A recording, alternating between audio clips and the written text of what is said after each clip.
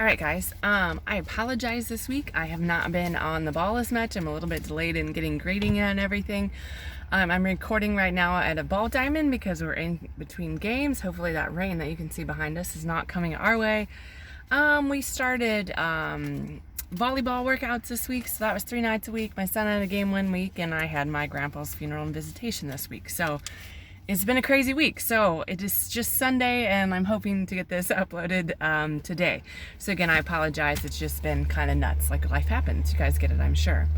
Okay, so starting off with the article on the basketball players. I think all three of you might have chose that actually. I thought it was interesting that in this article they were talking about how specificity was the key and how, working on the vertical jump training did not affect the horizontal jump training as much, even though they didn't, I said that backwards, that horizontal jump training did not affect the vertical jump training, and they were talking about specificity.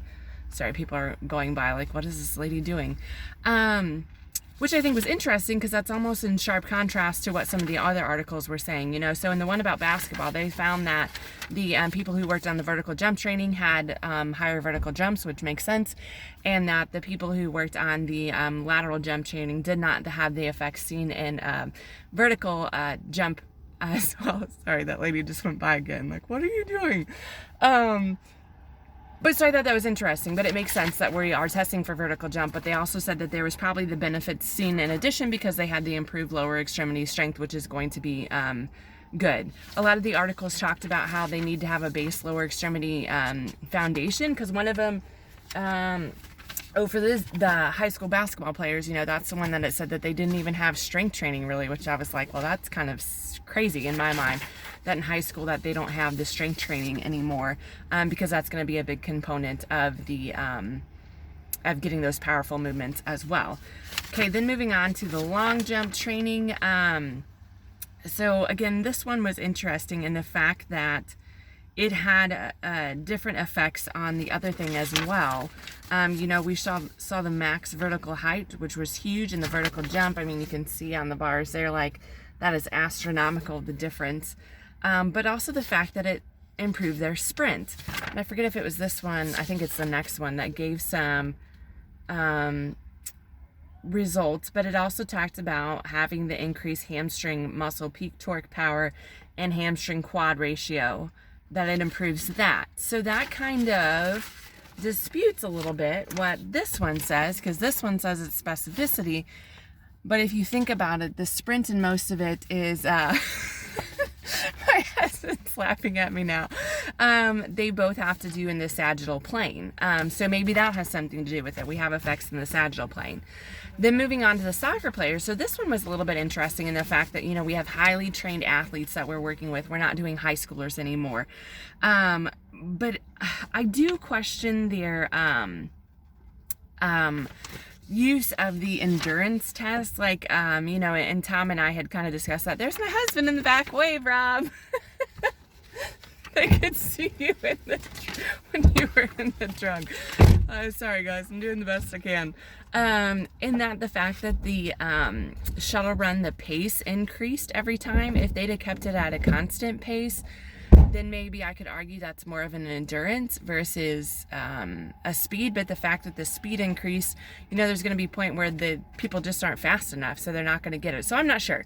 I'm not sure that I buy into that it improves endurance. I don't know. I would have liked to see something a little bit more endurance-y, for lack of better words, as far as the measurement goes there.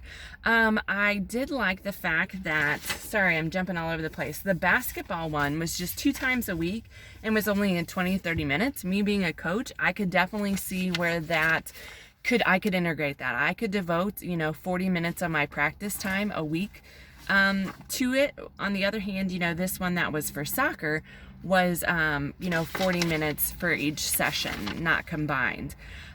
What I did think that was interesting, and I think we have to remember, if we keep training the same way we've trained, we're not necessarily going to see those improvements. Like, if you always run a 10-minute mile and don't try to increase your pace, you're going to run a 10-minute mile. You're not going to be able to bust out an 8-minute mile. So, I think of that when I think of related to the the training effect for the soccer players was if they didn't have any variation in their workout and it was just soccer, soccer, soccer, we're not going to have those effects because our body gets used to what we're doing and we don't have those training effects because we fall into that same, repetition. Like I said, if you always train for a 10-minute mile, you're going to run a 10-minute mile.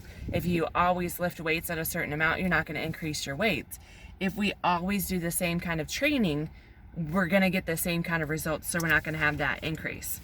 Regardless, all three articles showed you that plyos can be beneficial, that they would be great to integrate into training programs, whether you're in season or off season. They didn't have any adverse reactions, which is good. One of them did count the foot contacts, which I liked because, as you remember in lecture, that is important. One thing that I do want to hit again, when you're doing plyometrics, again, I am not saying it's contraindicated for young people or young athletes because I don't feel that's the case, but you do need to make those modifications, and you may need to make sure that when you have big people, and I don't even want to say obese, like I'm just thinking football linemen, if you think about the impact that is going through their joints doing a plyometric as opposed to, your string bean basketball players, it's very different. So you need to just take that into effect. Again, I'm not saying not to use plyos because I think you should use plyos, but you just need to make sure that you're making the necessary adjustments so that you are keeping their joints in a safe environment. And the same thing for kiddos. I loved how all of these talked about form first. Oh, one of the things I wanted to mention, sorry, this is how my brain works. I did not like the fact that one of them, I gotta find it, it used the word arms were at akimbo, and I was like, what the heck does akimbo mean? They measured vertical jump with the arms at the side, like resting on their hips. Like, who jumps in an athletic competition with their, on this one's with the soccer players. So down at the bottom on the experimental protocols, it says vertical jumps, players executed maximal effort jumps on a mobile contact mat with arms akimbo, meaning they were at their sides, like on their hips. Like, that's not realistic in my mind. So that was one of the things I did not like about that study. But anyways, sorry. Again, plyos are good. Just take caution when you're using those bigger people and when you have those younger kids. Just make sure that form is good. Like I said, I liked how other articles did incorporate form into their training sessions. So, I think that's all I got. I forget what next week is. Sorry, I'm like a couple weeks ahead of you guys, so then I forget what's coming to you. But I'm getting ready to start Upper Extremity, which is one of my favorites, so that makes me happy. Hope you guys had a great week. I am hoping to get grades up for you hopefully tomorrow night at the latest for last week. Again, I apologize, just everything kind of hit all at the same time. You guys are doing great. Keep it up. As always, let me know if you have any questions. Have a good one, guys. Thanks. Wait for it.